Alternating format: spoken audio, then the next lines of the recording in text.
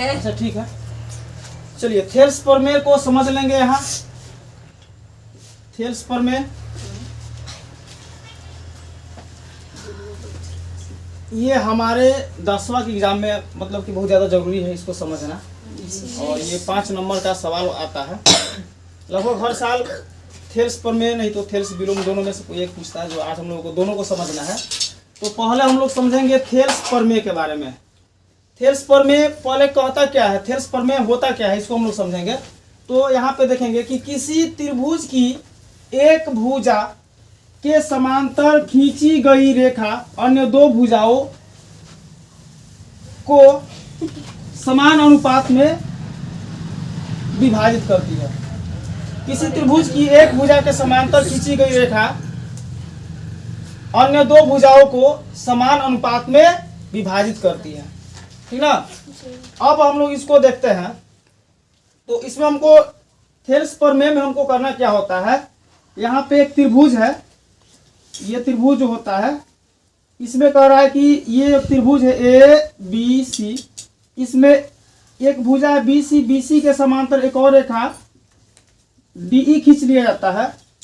तो इसमें हमको निकालना होता है कि अगर ये ऐसे है तो थेल्स प्रमेय कहता है कि इसके जो ये एक भुजा के समांतर जो दूसरी भुजा खींची जाती है, जो अन्य दो भुजाओं को भिन्न भिन्न बिंदुओं पर प्रतिच्छेद करती है, तो इससे यह अर्थ होता है कि हमारा ये ए डी बटा बी डी जितना बराबर ए ई बटा ई सी होता है। यह थेल्स प्रमेय का नियम कहता है।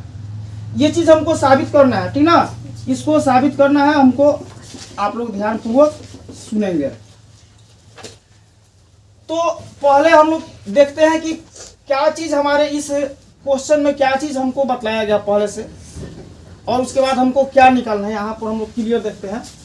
ठीक, कह रहा है कि त्रिभुज ए बी सी में भुजा बी सी के समांतर एक रेखा डी ई खींची गई है। देखिए त्रिभुज ए बी सी में ये बी सी जो भुजा है इसके समांतर एक और भुजा खींची गई है, किसको, डी ई को खींच दिया गया है, जो क्या करती है, जो ए बी को डी बिंदु पर, देखिए ये ए बी है, ए बी को किस बिंदु पर, डी बिंदु पर, तथा ए सी को ई बिंदु पर, यहां से देखिए ए सी को ई बिंदु पर प्रतिच्छेद करती है।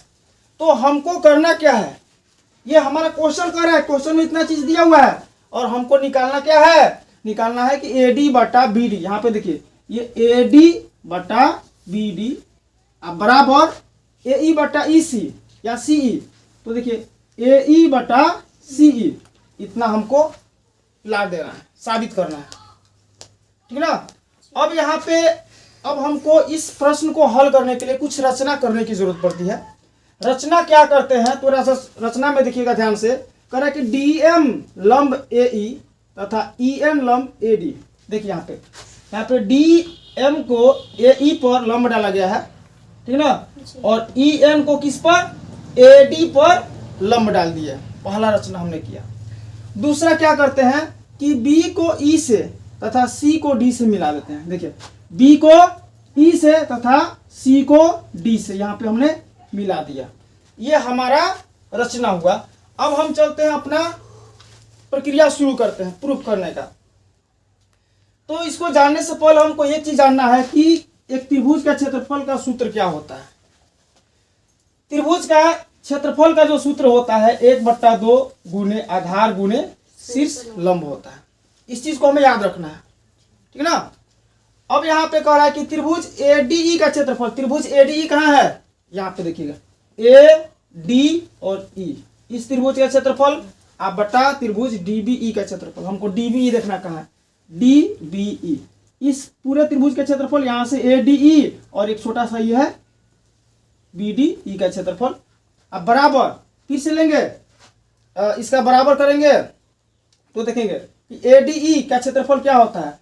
तो ए डी ई का क्षेत्रफल हम लोगों ने पढ़ा कि त्रिभुज का क्षेत्रफल होता है 1/2 गुने आधार गुने शीर्ष लंब। तो 1/2 को लिख दिए। अब देखिए ए डी बी में आधार क्या है, आधार हमारा है ये ए डी है, तो यहाँ पे लिख देंगे ए डी, गुने लंब क्या है, ई एन है, यहाँ पे लिख दिए ई एन। अब बटा फिर त्रिभुज इसमें चलते हैं बी डी ई में, इसमें आधार इसमें भी लिख देंगे 1/2, ठीक ना। आधार क्या है BD और लंब क्या है EN, यानी कि BD गुने EN। तो यहाँ पे देख सकते हैं 1/2 1/2 ऊपर नीचे कर जाएगा, EN और EN सेम है, ऊपर नीचे कर जाएगा, बचा क्या तो AD बटा BD बचा। इसको मान लेते हैं समीकरण 1। अब पुनः चलते हैं फिर से क्या कह रहा है कि त्रिभुज ADE का क्षेत्रफल, इससे पहले हमने इसका लिया था, अब हम लोग इसका लेंगे, ठीक ना। तो क्षेत्रफल का सूत्र वही होता है सेम, यहाँ पे भी 1/2 कर देंगे। अब इसके लिए अब आधार क्या लेंगे, AE को आधार लेंगे, आधार हो गया AE, और लंब किसको लेंगे DM को लंब लेंगे, यानी कि AE गुना DM। अब बटा फिर इसमें आएंगे तो इसमें अब आधार हो जाएगा CE और लंब हो जाएगा DM, यानी कि 1/2 गुना CE गुने DM। फिर यहाँ पर 1/2 से कट गया, DM कट गया, बचा क्या AE और CE। इसको मान लेते हैं समीकरण 2। अब ध्यान दीजिए आगे अब क्या कहता है कि यहाँ पे हमको थोड़ा सा ध्यान देने की जरूरत है कि यहाँ पर ये जो है यह आधार है इस त्रिभुज का, और यह आधार है इस त्रिभुज का भी, और ये दोनों त्रिभुज दो समांतर रेखाओं के बीच बना है, किसके तो DE और BC के, यानी कि यह त्रिभुज जो है, यह त्रिभुज इस त्रिभुज के समरूप होगा, सर्वांगसम होगा, बराबर होगा। जब ये दोनों त्रिभुज बराबर है तो इसके क्षेत्रफल भी बराबर होंगे, ठीक ना। अब जब इसके क्षेत्रफल बराबर हो जाएंगे तो हम लेंगे समीकरण 1 और समीकरण 2 से। तो समीकरण 1 में हमारा क्या आया था AD बटा BD। समीकरण 1 यहाँ पे लेते हैं, समीकरण 1 और 2 से लेते हैं, तो इतना का क्षेत्रफल बराबर इतना का क्षेत्रफल आ जाएगा, और इतना का क्षेत्रफल हमने क्या निकाला था AD बटा BD, और फिर इतना का क्षेत्रफल यहाँ पे समीकरण 2 में क्या निकाले हैं AE बटा CE। तो इस तरह से हमारा AD बटा BD और AE बटा CE दोनों प्राप्त होता है। यह हमारा थेल्स प्रमेय क्लियर हुआ। इसके जस्ट बाद हम लोग जो है थेल्स विलोम के बारे में पढ़ेंगे। ओके, ध्यान दीजिए। तो थेल्स प्रमेय को पढ़ने के बाद अब हम चलते हैं थेल्स प्रमेय का विलोम, यानी कि थेल्स प्रमेय जो कह रहा था अब बातें होगी जस्ट उसके उल्टा, ठीक ना। और थेल्स प्रमेय का विलोम क्या कहता है, ध्यान से देखिए कि यदि एक रेखा किसी त्रिभुज के दो भुजाओं को एक ही अनुपात में विभाजित करे तो वह तीसरी भुजा के समांतर होती है। इस फिगर से हम लोग समझते हैं कि यह एक त्रिभुज है, त्रिभुज ABC है, एक त्रिभुज है, ठीक ना। इसकी जो एक भुजा है त्रिभुज में, ये दो भुजाओं को जो विभाजित करने वाली एक रेखा है, ये रेखा DE, इन दोनों भुजाओं को एक ही अनुपात में विभाजित करती है। तो हमें सिद्ध करना है कि यह रेखा जो है इस रेखा के समांतर है, ठीक ना। हमको क्या साबित करना है कि BE समांतर DE, देखिए ये BC समांतर DE, हमको इतना सिद्ध करना है, ठीक ना। अब चलते हैं हम इसके आंसर पे चलते हैं। तो पहले दिया है इस क्वेश्चन में हमको क्या बोल रहा है उसके बारे में हम लोग देख लेते हैं। क्वेश्चन में क्या दिया है, कहा कि त्रिभुज ABC में DE रेखा, देखिए यहाँ पर DE रेखा AB को, देखिए AB को कहा D तथा AC को E बिंदु पर प्रतिच्छेद, इस प्रकार प्रतिच्छेद करती है कि AD बटा BD बराबर AE बटा EC है, होता है। तो यहाँ पे हम एक इक्वेशन लिख लिए, इसको मान लेते हैं समीकरण 1, चूंकि हमारे पास एक इक्वेशन बन जा रहा है। और दूसरा अब हमको सिद्ध क्या करना है, तो हमको सिद्ध करना है कि ये DE जो रेखा है इस BC के समांतर है। थेल्स प्रमेय यही कहता है। कुछ रचना हम लोग अपने से करते हैं। रचना क्या किए, कहा कि DF BC के समांतर एक रेखा खींचा। देखिए यहाँ पर DF एक रेखा खींच दी, किसके समांतर BC के समांतर खींच दी। एक रेखा खींचे तो DF समांतर BC हो जाएगा, ये DF BC के समांतर हो जाएगा, होगा ना। और जब ये समांतर, जब ये दोनों समांतर है इस त्रिभुज में, तो थेल्स प्रमेय लागू होगा। और थेल्स प्रमेय क्या कहता है, जब ये दोनों समांतर हैं तो AD बटा BD, यहाँ पर हो जाएगा AD बटा BD बराबर AF बटा FC, ये हो जाएगा, ठीक है ना। इसको मान लिए समीकरण 2, समीकरण 2 हो गया। अब यहाँ पर ध्यान दीजिए, समीकरण 1 और समीकरण 2 में कुछ चीज कॉमन दिख रहा है। क्या दिख रहा है कि इसका बायां पक्ष दोनों बराबर है, ये बराबर है। जब बायां पक्ष बराबर है तो दायां पक्ष भी बराबर होगा। इसलिए समीकरण 1 बराबर समीकरण 2, तो बायां पक्ष बराबर है तो दायां पक्ष भी क्या होगा, यहाँ पे बराबर हो जाएगा। अब हमको कुछ अलग से क्या करना है, तो कह रहा है कि दोनों तरफ 1 जोड़ने पर, यानी कि दायां पक्ष में भी हम 1 जोड़ देते हैं और बायां पक्ष में भी 1 जोड़ देते हैं, कोई फर्क नहीं पड़ेगा।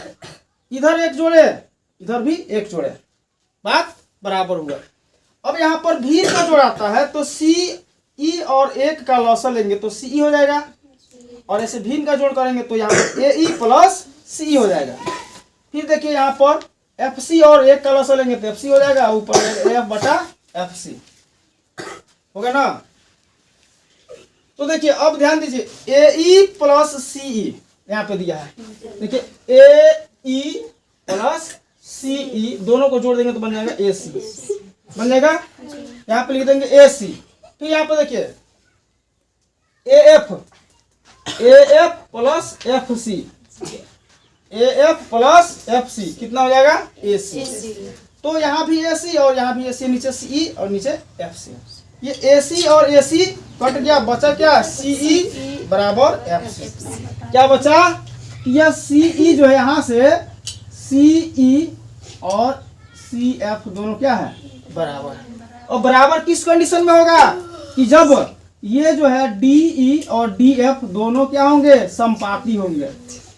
समपाती का मतलब क्या होता है, यह एक रेखा है, इसी रेखा पर एक और रेखा जाता है, इसको हम लोग बोलते हैं समपाती। और यह दोनों कब बराबर होंगे, जब यह रेखा इसी रेखा पर होकर के जाएगा तो यह समपाती होगा। जब यह समपाती होगा तो मतलब कि ये DE जो है, DF जो है, ये DF यहाँ पर न चल करके ये कहाँ जाएगा, इसी DE पर जाएगा। और जब DF समांतर है BC का तो DE भी समांतर हो जाएगा BC का। यहाँ से हमारा प्रूफ होता है, ठीक ना। चलिए, तो ये रहा हमारा थेल्स प्रमेय का विलोम, और इससे पहले हम लोगों ने सीखा थेल्स प्रमेय।